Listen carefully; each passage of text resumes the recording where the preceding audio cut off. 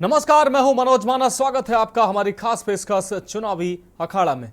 इन दिनों सियासत का यह अखाड़ा घमासान का सबब बना हुआ है। मौसम के तल्ख तेवरों के साथ ही सियासी पारा भी लगातार चढ़ता जा रहा है। फिलहाल आज हम आपके लिए लाए हैं अलग अलग लोकसभा सीटों की ताजा और गर्मा गर्म चुनावी चर्चा।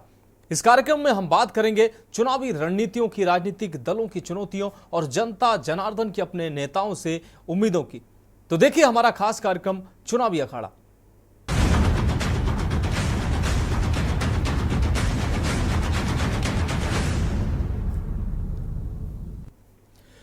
और चुनावी अखाड़ा में सबसे पहले हम बात करेंगे वाराणसी के। प्रधानमंत्री नरेंद्र मोदी ने गंगा नदी के तट पर दशाश्वमेध घाट और काल भैरव मंदिर में पूजा अर्चना के बाद आज वाराणसी से लोकसभा चुनाव के लिए तीसरी बार अपना नामांकन दाखिल किया। राम मंदिर की प्राण प्रतिष्ठा समारोह में अहम भूमिका निभाने वाले पंडित गणेश्वर शास्त्री, बैजनाथ पटेल, लालचंद कुशवाहा और संजय सोनकर उनके प्रस्तावक थे। नामांकन पत्र दाखिल करते समय यूपी के मुख्यमंत्री योगी आदित्यनाथ भी प्रधानमंत्री के साथ लगातार मौजूद थे। इस रिपोर्ट के माध्यम से समझिए। पीएम मोदी ने काशी में किया नामांकन, तीसरी बार नामांकन। शाह, राजनाथ, चंद्रबाबू नायडू, चिराग समेत कई दिग्गज रहे मौजूद। प्रस्तावक पंडित गणेश्वर शास्त्री, बैजनाथ पटेल, लालचंद कुशवाहा और संजय सोनकर। पीएम ने जिलाधिकारी एस राजलिंगम को दोनों हाथ जोड़कर किया प्रणाम। मंगलवार का दिन प्रधानमंत्री मोदी की नामांकन का दिन रहा। सुबह से ही प्रधानमंत्री मोदी की नामांकन की तैयारियां शुरू हो गई थी। बता दें कि प्रधानमंत्री ने मां गंगा की आरती की और सीधे काल भैरव मंदिर पहुंच गए। इसके बाद पीएम डीएम ऑफिस पहुंचे और नामांकन दाखिल किया। प्रधानमंत्री मोदी ने वाराणसी से तीसरी बार नामांकन कर दिया है। मंगलवार को प्रधानमंत्री मोदी ने काल भैरव मंदिर के दर्शन करने के बाद नामांकन पत्र दाखिल किया। प्रधानमंत्री के नामांकन के लिए भव्य कार्यक्रम आयोजित किया गया। इस दौरान गृह मंत्री अमित शाह, रक्षा मंत्री राजनाथ सिंह सहित कई पार्टियों के चीफ और कई राज्यों के मुख्यमंत्री भी मौजूद रहे। खास बात ये रही कि प्रधानमंत्री मोदी जब नामांकन करने पहुंचे तो उन्होंने जिलाधिकारी एस राजलिंगम को दोनों हाथ जोड़कर प्रणाम किया। डीएम राजलिंगम के बारे में खास बातें। एस राजलिंगम साल 2009 बैच के आईएएस अधिकारी हैं। उन्होंने केमिकल इंजीनियरिंग बीटेक किया है। सुल्तानपुर में कलेक्टर, अयोध्या के नगर आयुक्त, बेसिक शिक्षा विभाग के विशेष सचिव आदि पदों पर रहे हैं। वाराणसी डीएम के पद पर उनकी नियुक्ति काशी कमल समागम से ठीक पहले हुई थी। प्रधानमंत्री मोदी के नामांकन में प्रस्तावक पंडित गणेश्वर शास्त्री, बैजनाथ पटेल, लालचंद कुशवाहा और संजय सोनकर भी उपस्थित रहे। गौरतलब है कि प्रधानमंत्री मोदी ने काशी से तीसरी बार नामांकन दाखिल किया है। इससे पहले वो साल 2014 और 2019 का लोकसभा चुनाव इसी सीट से जीत चुके हैं। प्रधानमंत्री मोदी के नामांकन को देखते हुए आज वाराणसी कलेक्ट्रेट परिसर में कड़ी सुरक्षा व्यवस्था की गई थी। वाराणसी के BLW गेस्ट हाउस से निकलने के बाद प्रधानमंत्री मोदी सीधे दशाश्वमेध घाट पहुंचे। यहाँ उन्होंने पूजा अर्चना की। प्रधानमंत्री मोदी के नामांकन में दिखी एनडीए की एकजुटता। पीएम के नामांकन में कलेक्ट्रेट में एनडीए की एकजुटता दिखी। भाजपा के राष्ट्रीय अध्यक्ष जगत प्रकाश नड्डा, केंद्रीय मंत्री राजनाथ सिंह, अमित शाह, उत्तर प्रदेश के मुख्यमंत्री योगी आदित्यनाथ, भाजपा प्रदेश अध्यक्ष भूपेंद्र चौधरी, असम के सीएम हेमंत बिस्वा शर्मा, गुजरात के मुख्यमंत्री भूपेंद्र पटेल, छत्तीसगढ़ के सीएम विष्णुदेव साय, मध्य प्रदेश के मोहन यादव, राजस्थान के भजन लाल शर्मा, महाराष्ट्र के एकनाथ शिंदे, हरियाणा के नायब सिंह सैनी, केंद्रीय मंत्री रामदास अठावले, हरदीप पुरी, पूर्व मुख्यमंत्री चंद्रबाबू नायडू, लोजपा प्रमुख चिराग पासवान, जीतन राम मांझी, उपेंद्र कुशवाहा, यूपी में एनडीए के घटक लोकदल के अध्यक्ष जयंत चौधरी, अपना दल एस की अनुप्रिया पटेल, निषाद पार्टी की संजय निषाद, सुभाषपा के ओम प्रकाश राजभर, पशुपति पारस आदि की मौजूदगी बता रही थी कि एनडीए के नेता विपक्ष को ये संदेश दे रहे हैं कि वो एक बार फिर से केंद्र की सत्ता में आसीन होंगे। बता दें कि प्रधानमंत्री मोदी ने साल 2014 और साल 2019 में वाराणसी से लोकसभा चुनाव जीता था। लोकसभा चुनाव के 7वें चरण के तहत वाराणसी में 1 जून को मतदान होगा। प्रधानमंत्री मोदी ने सोमवार की शाम अपने संसदीय क्षेत्र वाराणसी में मदन मोहन मालवीय की प्रतिमा पर माल्यार्पण करने के बाद एक रोड शो भी किया था। करीब 6 किलोमीटर लंबे इस रोड शो के दौरान लोगों ने पुष्प वर्षा करके उनका स्वागत किया था। पीएम मोदी ने 2.25 घंटे तक चले करीब 6 किलोमीटर लंबे रोड शो के समापन के बाद काशी विश्वनाथ धाम मंदिर पहुंचे थे। मोदी ने उत्तराधिकारी के सवाल पर दिया संदेश। बता दें कि तिहाड़ जेल से छूटते ही मुख्यमंत्री अरविंद केजरीवाल जब दिल्ली की सड़कों पर निकले तो पहले की तरह ही उनके निशाने पर प्रधानमंत्री मोदी ही आए और फिर अरविंद केजरीवाल ने अपनी तरफ से लोगों को समझाने की कोशिश की कि जरूरी नहीं कि चुनाव में बीजेपी जीत भी जाए, प्रधानमंत्री की कुर्सी पर नरेंद्र मोदी ही बैठे। अरविंद केजरीवाल ने दरअसल बीजेपी की तरफ से इंडिया गठबंधन प्रधानमंत्री पद को लेकर उठते सवालों का जवाब देने की कोशिश की थी। दरअसल मोदी ने भी अपने उत्तराधिकारी को लेकर उठे सवाल का जवाब दे दिया है, लेकिन पहली प्रतिक्रिया अमित शाह की तरफ से आई है। अमित शाह ने कहा, मैं अरविंद केजरीवाल एंड कंपनी को बताना चाहता हूं, आपको मोदी जी के 75 वर्ष के होने पर खुश होने की जरूरत नहीं है। भाजपा के संविधान में कहीं भी ये नहीं लिखा है कि वो प्रधानमंत्री नहीं बन सकते। वो प्रधानमंत्री बनेंगे और अपना कार्यकाल पूरा करेंगे। और अब तो अमित शाह ने यहाँ तक बोल दिया है कि 2029 के आम चुनाव में भी बीजेपी के नेता नरेंद्र मोदी ही रहेंगे। वहीं हाल फिलहाल देखने में आ रहा है कि प्रधानमंत्री मोदी तकरीबन हर मुद्दे पर उठने वाले सवालों पर खुद भी प्रतिक्रिया देने लगे हैं। वो मुद्दा चाहे महंगाई का हो, आरक्षण का हो या फिर संविधान बदल देने के विपक्षी नेताओं के दावे का। प्रधानमंत्री मोदी ऐसे मुद्दों पर जरूरी हुआ तो सफाई देते हैं और अपना स्टैंड साफ करने की कोशिश भी करते हैं। वैसे 75 साल के हो जाने के बाद प्रधानमंत्री बने रहने के अरविंद केजरीवाल के सवाल का जवाब तो मोदी ने पश्चिम बंगाल में ही दे दिया था, लेकिन बिहार के हाजीपुर की रैली में लोगों से सवाल जवाब के लहजे में इंटरैक्ट किया। बोले, आप ही मेरा परिवार हैं और आप ही मेरे वारिस हैं। जैसे परिवार का मुखिया अपने बच्चों के लिए कुछ छोड़ कर जाना चाहता है, वैसे ही मैं विकसित भारत बनाकर जाना चाहता हूँ। बता दें कि लोकसभा चुनाव कुल 7 चरणों में पूरे होंगे। यूपी की 80 सीटों पर बारी बारी से 7 चरणों में चुनाव होंगे। लोकसभा चुनाव के लिए पहले चरण की वोटिंग 19 अप्रैल को हुई, तो वहीं 7वें चरण की वोटिंग 1 जून को होगी। वाराणसी लोकसभा सीट पर 1 जून को 7वें चरण में मतदान होगा। लोकसभा चुनाव के नतीजे 4 जून को आएंगे। स्पेशल डेस्क के न्यूज पंजाब। चुनावी अखाड़ा में अब बात करते हैं अगली रिपोर्ट की। दिल्ली से करीब 135 किलोमीटर दूर जीटी रोड पर पानीपत व करनाल जिलों को मिलाकर बनी करनाल लोकसभा सीट हॉट सीटों में शामिल है। हरियाणा के 9.5 साल तक मुख्यमंत्री रहे मनोहर लाल को भाजपा ने यहां चुनावी रण में उतारा है। मनोहर लाल प्रधानमंत्री नरेंद्र मोदी के विश्वसनीय साथियों में गिने जाते हैं। वहीं विपक्ष की अगर बात करें तो विपक्ष की ओर से मनोहर लाल की मजबूत घेराबंदी की गई है। कांग्रेस ने इस सीट से दिव्यांशु बुद्धि राजा को चुनाव मैदान में उतारा गया है, जबकि एनसीपी की ओर से मराठा वीरेंद्र वर्मा चुनौती दे रहे हैं। ये रिपोर्ट देखिए।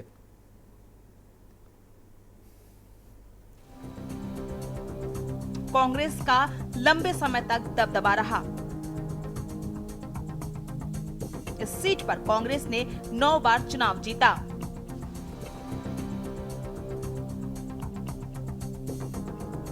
उन्नीस से 2019 तक इस सीट पर 18 चुनाव हुए। 9 बार कांग्रेस तो 4 बार बीजेपी ने जीत हासिल की। 1952, 1957, 1967, 1971, 1984, 1989, 1991, 1998, 2004 और 2009 में कांग्रेस ने बाजी मारी। 1996, 1999, 2014 और 2019 में बीजेपी को जीत मिली। लोकसभा सीट के दायरे में 9 विधानसभा सीटें आती हैं, जो कि नीलोखेड़ी, इंद्री, करनाल, घरौंडा, असंध, पानीपत ग्रामीण, पानीपत शहरी, इसराना और समालखा है। ग्रामीण की करनाल लोकसभा सीट पहली बार 1952 में अस्तित्व में आई थी। करनाल कांग्रेस का गढ़ रहा है, लेकिन 2024 से बीजेपी यहां से जीत दर्ज करा रही है। 1952 से अब तक इस सीट पर 9 बार कांग्रेस ने जीत हासिल की है। वहीं बीजेपी को यहां से 4 बार जीत मिली है। बता दें कि करनाल लोकसभा के अंतर्गत 9 विधानसभा की सीटें आती हैं, जो कि नीलोखेड़ी, इंद्री, करनाल, घरौंडा, असंध, पानीपत ग्रामीण, पानीपत शहरी, इसराना और समालहा है। 2019 में क्या रहा था परिणाम? 2019 के लोकसभा चुनाव में संजय भाटिया ने जबरदस्त जीत हासिल की थी। कांग्रेस के कुलदीप शर्मा को 6,54,269 वोटों से हराया था।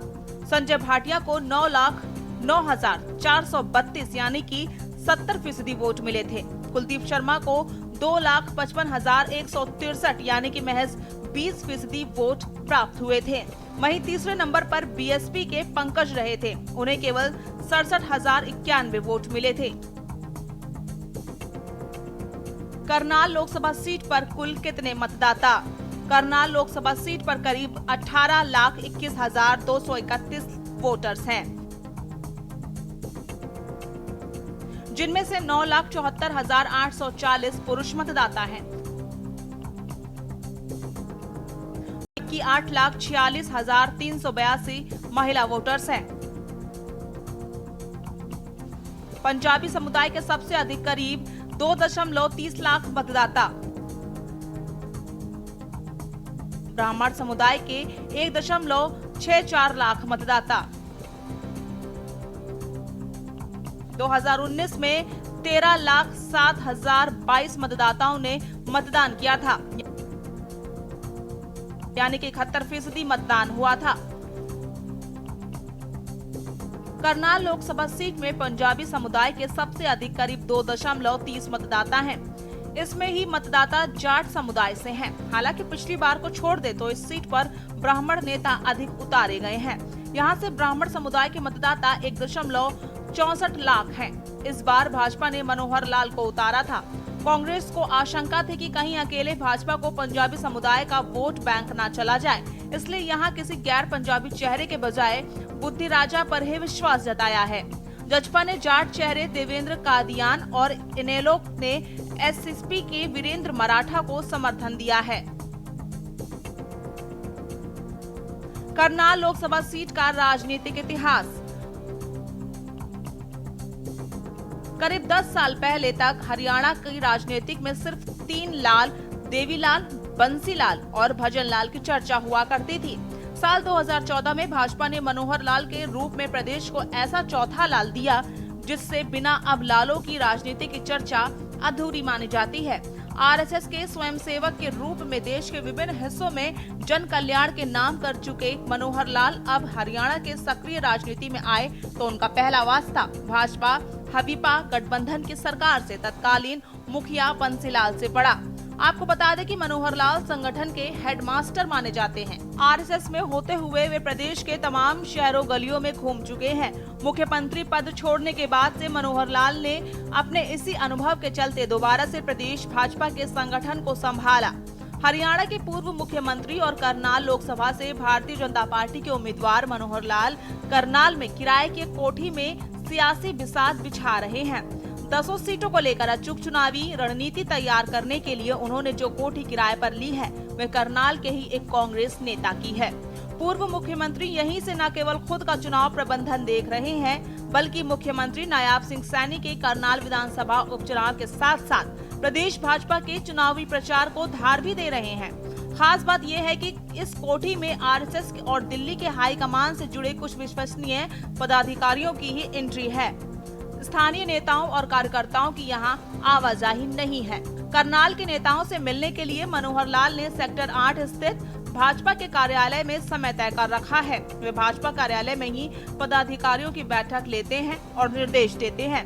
दिन भर की राजनीतिक गतिविधियों के बाद मनोहर लाल किराए की कोठी पर पहुंचते हैं और यहां पर तमाम सियासी गुड़ाभाग करते हैं। प्रधानमंत्री नरेंद्र मोदी की इच्छा के अनुरूप मनोहर लाल करनाल लोकसभा सीट से लोकसभा का चुनाव लड़ रहे हैं। उनके सामने कांग्रेस ने युवक कांग्रेस के प्रदेश अध्यक्ष दिव्यांशु बुद्धिराजा को चुनावी रण में उतारा है। यह मनोहर लाल का आत्मविश्वास और लोगों पर उन्हें चुनाव जीतने का भरोसा ही है कि वे प्रदेश की बाकी 9 लोकसभा सीटों पर भी भाजपा उम्मीदवारों के पक्ष में चुनावी जनसभाएं कर माहौल को गति देने का काम कर रहे हैं। दरअसल मनोहर लाल को लोकसभा चुनावी लड़वाकर भाजपा न केवल उन्हें राजनीतिक सुचिता का बड़ा चेहरा बनाना चाहती है बल्कि चुनाव जीतने की स्थिति में उन्हें राष्ट्रीय राजनीति में स्थापित करना चाहती है। चर्चा आम है कि लोकसभा चुनाव जीतने के बाद मनोहर लाल को प्रधानमंत्री नरेंद्र मोदी के मंत्रिमंडल में स्थान मिल सकता है या फिर भाजपा संगठन में अहम जिम्मेदारी प्रदान की जा सकती है। करनाल लोकसभा में पंजाबी समुदाय के सबसे अधिक करीब 2.30 मतदाता हैं। इतने ही मतदाता जाट समुदाय से हैं। हालांकि पिछली बार को छोड़ दे तो इस सीट पर ब्राह्मण नेता अधिक उतारे गए हैं। यहां से ब्राह्मण समुदाय के मतदाता 1.64 लाख है। इस बार भाजपा ने मनोहर लाल को उतारा था। कांग्रेस को आशंका थी कि कहीं अकेले भाजपा को पंजाबी समुदाय का वोट बैंक न चला जाए, इसलिए यहां किसी गैर पंजाबी चेहरे के बजाय बुद्धि राजा पर ही विश्वास जताया है। जजपा ने जाट चेहरे देवेंद्र कादियान और इनेलो ने एससीपी के वीरेंद्र मराठा को समर्थन दिया है। स्पेशल डेस्क के न्यूज इंडिया।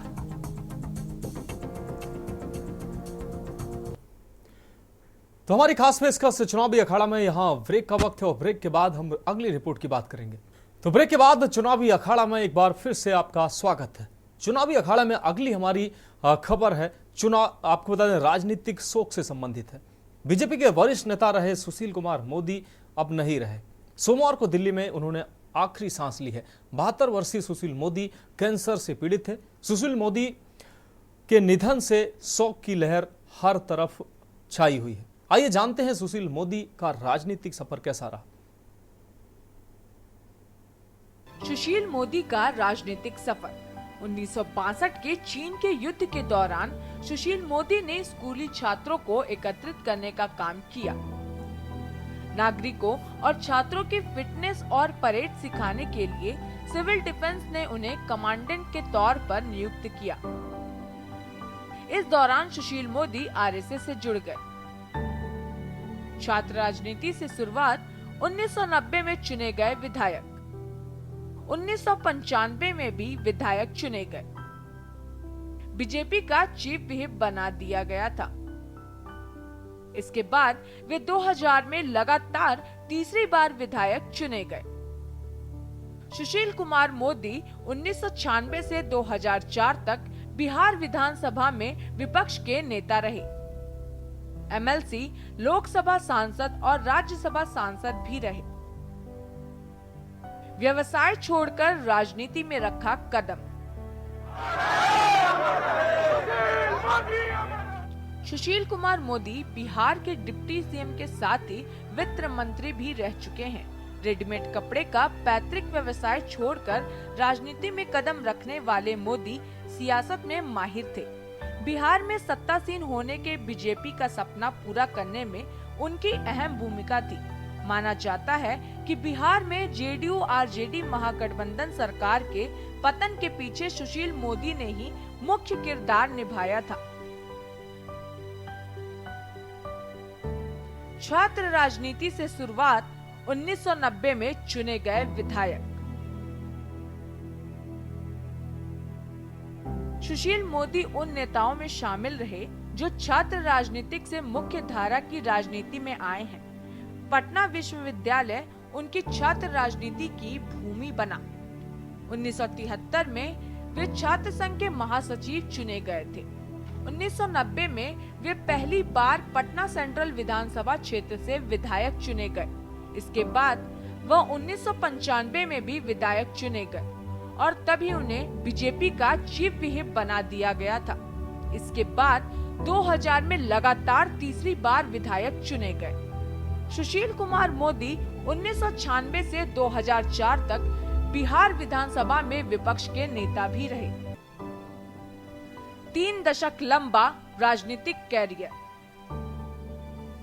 सुशील कुमार मोदी ने पटना साइंस कॉलेज से बॉटनी विषय से ग्रेजुएशन किया था। वे पहली बार 1990 में बिहार विधानसभा के लिए विधायक चुने गए थे। इसके बाद 1995 और 2000 में भी विधायक चुने गए। लगातार 3 बार विधायक रहे सुशील कुमार मोदी का 3 दशक लंबा राजनीतिक कैरियर रहा है। इस दौरान विधायक, एमएलसी, लोकसभा सांसद और राज्यसभा सांसद भी रहे। बिहार सरकार में वित्त मंत्री तक का पद संभाला। वे 2 बार बिहार के डिप्टी सीएम रहे। पहली बार 2005 से 2013 तक और दूसरी बार 2017 से 2020 तक डिप्टी सीएम का पद संभाला। पीएम मोदी ने जताया शोक। प्रधानमंत्री नरेंद्र मोदी ने सुशील मोदी के निधन पर दुख जताते हुए उन्होंने श्रद्धांजलि दी।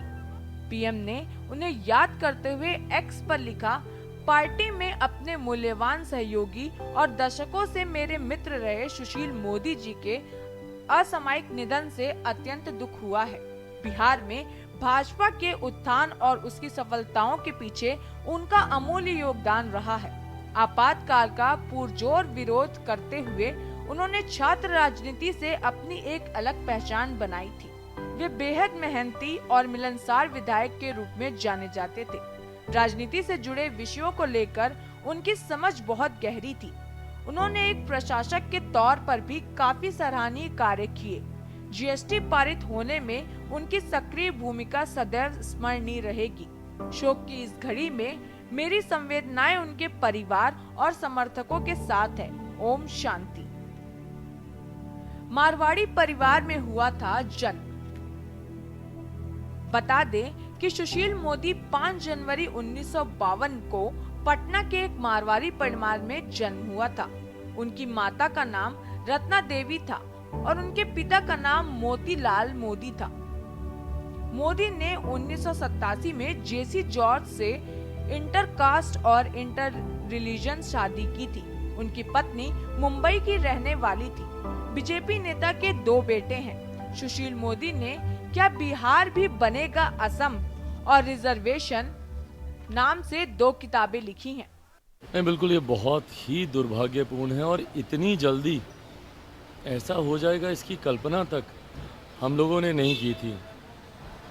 कुछ समय पहले अयोध्या में जब हम थे, जब भगवान श्री राम की प्राण प्रतिष्ठा की गई, उस कार्यक्रम में वो हमारे साथ मौजूद थे। एयरपोर्ट पर लंबी घंटों तक हम लोग की बातचीत हुई, एक साथ हम लोग आए, बहुत पुरानी बातें, पापा के साथ की बातें, बहुत परिवार के साथ थे, बहुत सारी ऐसी बातें हम लोग के बीच हुई। और उस वक्त तक किसी को जानकारी भी नहीं थी कि वो किसी ऐसी बीमारी से वो ग्रस्त है। कुछ समय पूर्व जब ये जानकारी आई, पहले तो उसी पर ही हम लोग को विश्वास नहीं हुआ, और आज वो हम लोग के बीच नहीं है, इस बात की कल्पना तक करना इतना कठिन है। एक ऐसे व्यक्ति जिन्होंने इतना सादगी भरा जीवन उन्होंने हमेशा व्यतीत किया, रहन सहन खान पान पर हमेशा ध्यान देने वाले वो व्यक्ति, क्योंकि मुझे याद है मेरे नेता, मेरे पिता आदरणीय रामविलास पासवान जी के साथ एक सहयोगी, एक साथी की भूमिका में वो रहे। दोनों की एक जोड़ी अक्सर चुनाव प्रचार में एक साथ घूमती हुई हम लोग को देखने को मिलती थी। तो ऐसे में आज मेरे लिए ये दोहरी क्षति है, जहाँ एक तरफ मैंने अपने पिता को कुछ समय पहले खोया और उसके बाद जो अभिभावक की भूमिका में थे, आज उनका नहीं रहना यकीनन एक बहुत बड़ी क्षति। और मैं मानता हूँ युवा पीढ़ी, हम जैसे लोगों के लिए खास तौर पर ये हम लोग के लिए बहुत पीड़ादायक है। वो तो मेरे बड़े भाई के समान थे। हमने छात्र संघ में साथ काम किया, जेपी मूवमेंट में साथ काम किया, जेल में साथ रहे, लाठी भी खाई। बाकी बिहार की राजनीति, देश की राजनीति में साथ काम किया। लेकिन जो मुझे सुशील जी की सबसे बड़ी बात, मैं उसको याद रखता हूँ कि जब लालू प्रसाद अपनी पराकाष्ठा पर थे, उस समय उनके भ्रष्टाचार के खिलाफ जो लड़ाई हुई थी, कोई सुनने को तैयार नहीं था। सुशील मोदी खड़े हुए, वो वकील थे, सरयू राय जी, मैं उनका वो पिटिशनर थे, मैं उनका वकील था। चारा घोटाले पटना हाई कोर्ट में PIL किया, CBI इंक्वायरी हुई, सुप्रीम कोर्ट में जीते। आज लालू प्रसाद सबको सजा हुई, अफसर, इनकम टैक्स के लोग, सप्लायर्स, लालू प्रसाद जी। अलकतरा घोटाले में वो पिटिशनर थे, मैं उनका वकील था, उसमें भी सबको सजा हुई। ये जो हिम्मत दिखाई ना, और फिर बिहार की राजनीति बदली। बहुत अध्ययनशील थे। टी के पूरे जो इम्प्लीमेंटेशन हुआ है उसमें सब कमेटी के वो अध्यक्ष थे। तो अब ऐसे व्यक्ति जो पटना के विधायक रहे, मेरे मित्र रहे, बड़े भाई रहे, वो चले गए, ये कोई जाने की उम्र नहीं थी उनकी। मैं बहुत आघात हुआ है, मेरी विनम्र श्रद्धांजलि। देखिए, बहुत ही दुखद खबर है। कल रात में हमें सूचना मिली कि उनका निधन हुआ है। हम ईश्वर से प्रार्थना है कि उनकी आत्मा को शांति मिले और इस दुख के घड़ी में उनके सभी परिजन परिवार के साथ हम लोग खड़े हैं। हमारी पूरी संवेदना जो है उनके परिवार के परिजनों के प्रति है। आप सब लोग जानते हैं कि लालू जी से सुशील मोदी जी का जो रिश्ता रहा छात्र जीवन से ही रहा है और भले ही अलग अलग पार्टियों की राजनीति करते रहे हों, अलग अलग विचारधारा की राजनीति करते हों, लेकिन हम लोगों के जो व्यक्तिगत संबंध जो थे वो बहुत ही बढ़िया थे। तो आज ऐसी सूचना मिली है, बहुत कम उम्र में जो है उनका कैंसर के द्वारा जो है मृत्यु हुई है, तो हम लोगों को इसका बड़ा दुख है। वे चीन, France, Holland, Israel, Italy, Mauritius, Sri Lanka, Switzerland, UK और यूएस की यात्रा कर चुके हैं। स्पेशल डेस्क के न्यूज इंडिया।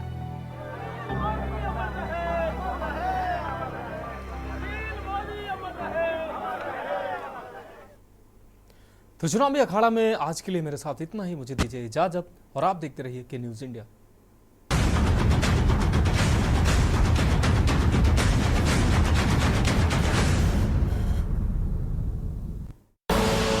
आप देख रहे हैं के न्यूज, खबरों का सारथी।